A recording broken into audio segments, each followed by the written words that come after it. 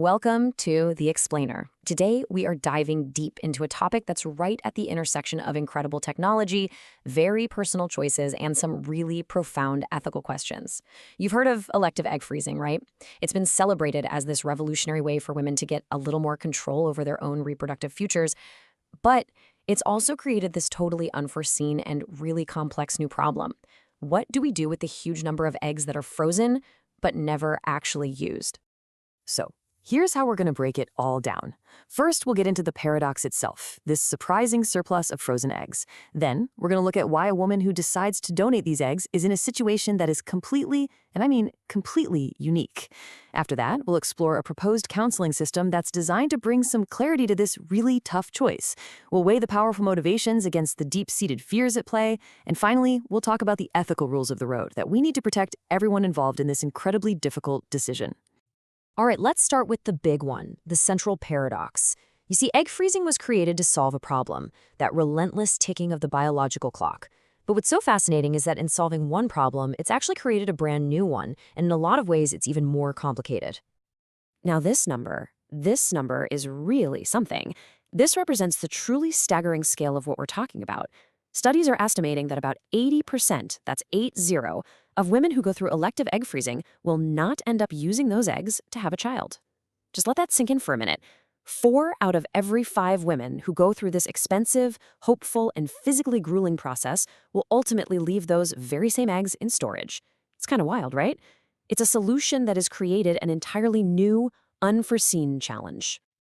And the result of that 80% figure is this: quiet but enormous and ever-growing surplus of human oocytes. They're just sitting there in cryobanks all across the world. And this isn't just some logistical headache for the clinics. Each one of those little vials represents tens of thousands of deeply personal, unresolved decisions waiting to be made by the women who created them. So this, of course, brings us to the million-dollar question. When a woman finally decides that she no longer needs the eggs that she so carefully and hopefully preserved, what are her options? What path does she choose for this little piece of her own potential future? Generally, the choices fall into a few big categories. The eggs can be discarded, which is a tough choice. They can be donated to scientific research, or they can just be kept in storage, sometimes indefinitely with a yearly bill attached. But a really significant number of women choose another path entirely. They donate them to help someone else conceive a child. Studies are showing that somewhere around 25 to 30% of women who froze their eggs electively end up donating them for fertility treatment. Now, that's an incredible source of hope for infertile couples, for sure, but it also opens up this incredibly complex emotional and ethical territory that we're about to explore. And this quote, well, it really gets to the human cost of all this. This isn't just a simple administrative choice, like closing an old bank account. For so many of these women, especially those whose dream of motherhood didn't pan out the way they'd hoped, deciding the fate of these eggs means staring loss and grief right in the face. It's about the finality of a chapter in their lives. It's a process that just demands an immense amount of care, compassion, and support. So let's move on, because this all builds on itself. It is absolutely crucial to understand that a woman who donates her previously frozen eggs is nothing like a conventional egg donor. Her situation, her motivations, the very soul of her decision, it's all fundamentally different. This comparison here really lays it all out. Think about it. Conventional donors are usually younger, right? They've got plenty of fertile years ahead of them, and the recipients pay for their medical fees. For them, it is an incredible act of generosity, but the stakes for their own future family are pretty low. But an EEF donor? She's usually older. She's already poured thousands, sometimes tens of thousands of dollars of her own money, not to mention immense emotional energy, into creating and storing these very eggs. For her, the decision to donate often feels absolutely final. There's no turning back the biological clock. And the point is, all these pressures come together to create a totally different mindset. You've got the financial weight, not just of the procedure itself, but of those ongoing storage fees that show up year after year, like a constant reminder. Then there's that powerful nagging feeling of not wanting all of that investment, all that hope and money and time to just go to waste. And hanging over it all is this profound awareness that this donation might just be the definitive end of her own chance to have a biological child.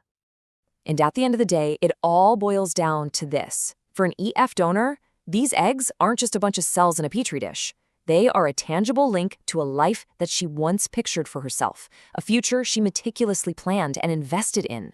So, The decision to give them away is also a decision about that past dream and what it means for who she is today and who she will be in the future.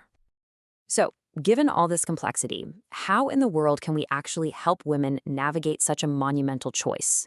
Well, our source material proposes a really interesting solution, a structured, systematic counseling protocol that's designed to bring some peace and clarity into this emotional maze. You see, the big problem right now is that there's no standardized playbook for this. In a lot of places, counseling for egg donation is, well, it's pretty arbitrary. It depends entirely on the individual counselor, and it's almost always designed for conventional non-patient donors. The very specific needs and pressures of the EFN donor are often totally overlooked, leaving them to navigate this incredibly tough decision without the tailored guidance they really, truly deserve. So the proposed protocol is really a clear two-step process. First, and this is the most critical part, you have to verify the woman's intent. Is she absolutely 100% certain that this chapter is closed for her? And only then, only after that is established, do you move to step 2, a comprehensive, open, and honest discussion about every single factor pulling her toward donation and every fear that's pushing her away. Let's really focus on that first step for a second, because it is the absolute non-negotiable foundation of this entire ethical process. A counselor's primary job here is not to talk about donation. It's to act as a final checkpoint. They have to make sure that the woman genuinely and without a single reservation has closed the door on using these eggs for herself. If you skip this step, you're opening the door to the possibility of profound, life-altering regret down the road. Now, women considering donation typically fall into one of two main groups, and you can imagine their perspectives are shaped by very different life experiences. The first group is women who have since become mothers, maybe conceiving naturally or through another route. The second group, well, they're the women who, for all sorts of reasons, remained childless and have now given up on their aspirations for motherhood. And the reasons for arriving at this point are just incredibly varied and deeply personal. For the women who are already moms, they might just feel their family is complete. For those who are childless, it could be the painful reality of not finding the right partner, which is often the very reason they froze their eggs in the first place.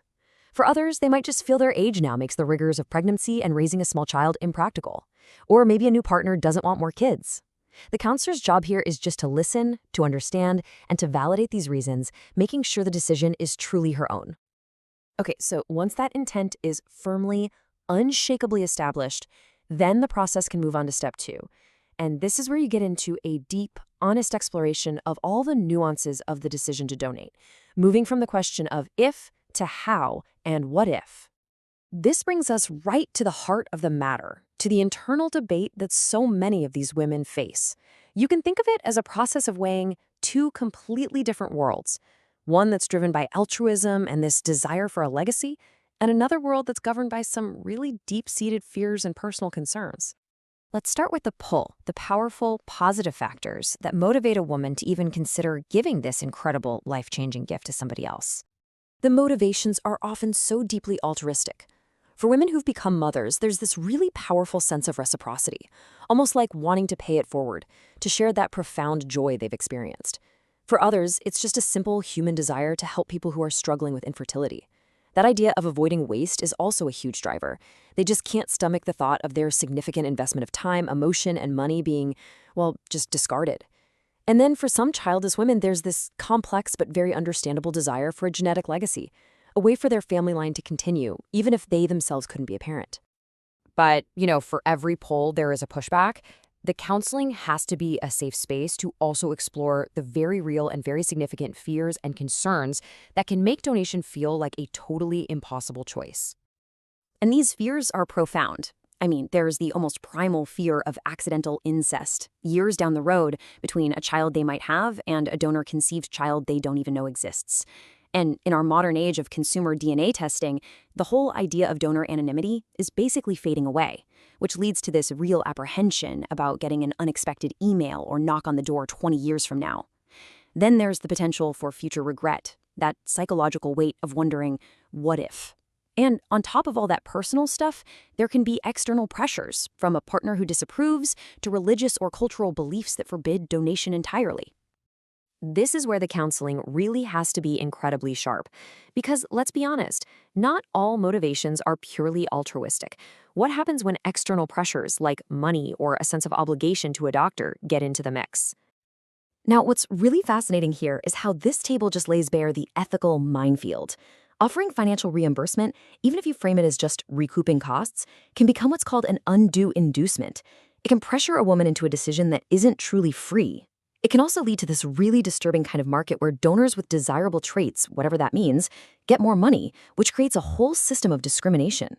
Just as problematic as a sense of obligation to the doctor who did the original procedure, that is a massive conflict of interest because the doctor stands to gain from the donation, potentially abusing the trust that's so essential in a doctor-patient relationship.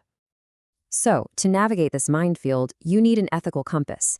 And in our final section, we're going to look at the specific framework of rules and safeguards that are designed to protect every single person who is involved in this deeply personal process.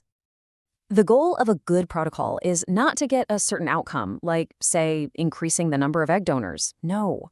The goal is to ensure an ethical process, a process that fiercely protects the donor's autonomy and makes sure that her decision, whatever it ends up being, is fully informed and freely made. Period. So, to safeguard the donor, the recommendations are pretty clear-cut. There should be an absolute ban on any financial payments that could act as coercion.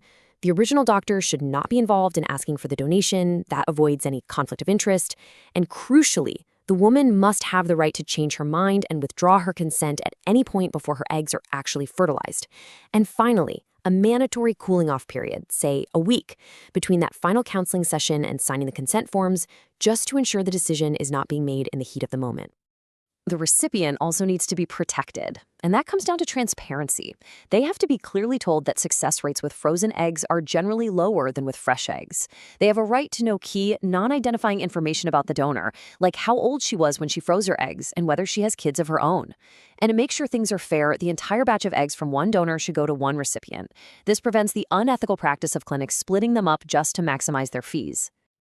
And finally, maybe most importantly, we have to safeguard the rights of the potential future child. This really means moving away from the old model of donor anonymity and giving the donor-conceived person the right to access information about their genetic heritage when they're old enough. This is being seen more and more as absolutely vital for a person's sense of identity. Safeguarding also means preventing discrimination by carefully matching donors and recipients on key physical traits, so a child isn't born looking starkly different from their family, and so donors aren't being chosen based on some hierarchy of desirable looks. And this quote right here, this really brings us to the core ethical principle of this entire process. Counseling has to be neutral. The desperate need of an infertile couple, the research goals of a scientist, the financial interest of a fertility clinic, none of that should matter in that room. The only thing that matters is the well-being and the autonomous choice of the woman sitting right in front of the counselor. Her needs come first, always. You know, in the end, this whole paradox brings us back to a really fundamental tension. Elective egg freezing offered women a new kind of freedom, a really powerful tool for personal choice. But as we've seen, it also opened a door to a whole host of ethical questions that we are only now really beginning to answer. As our technology continues to race ahead of our ethical frameworks, the challenge for all of us is to answer the very question you see on the screen. How do we balance that powerful drive for individual autonomy with our profound responsibility to the families and the generations that will come after us?